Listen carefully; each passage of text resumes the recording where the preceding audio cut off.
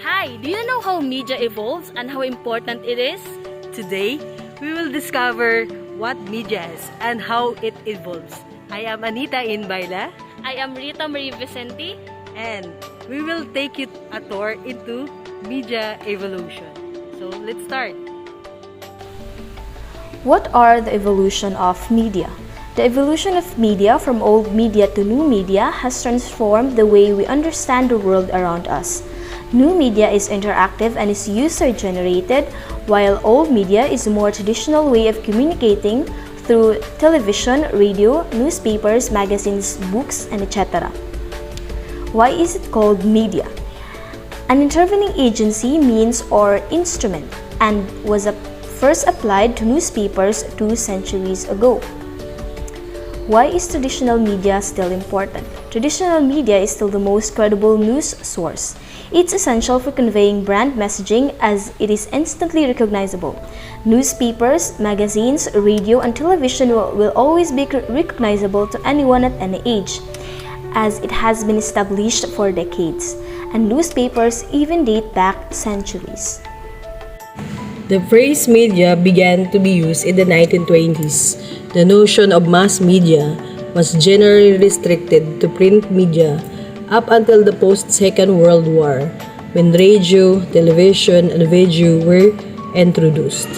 Although the term media came into use only in the 1920s to denote the structures of such communication, media history takes account of the period at least from the advent of the hand press in the 15th century, and some interpretations include the scriptura, oral tradition, and wall paintings of the medieval times. Philo T. Farnsworth introduced television to the world around 1938 with the hope that it would be a tool for education and a means for people in other countries to connect. The first media was in paper and invented in China in about 100 BCE. However, another 1,500 years has to pass before Johannes Gutenberg built the first printing press. This means that book could be mass-produced, whereas before each one had to be written. Is the history of media is important? The history of media is important because it helps us understand the past, present, and future. Through an understanding of where the media came from, we can predict things by seeing how they happened before. The study of media history also gives us an identity. Before, the media has only 4 types, which is the newspapers and plays, magazines and class, broadcasting and mass, and internet and space.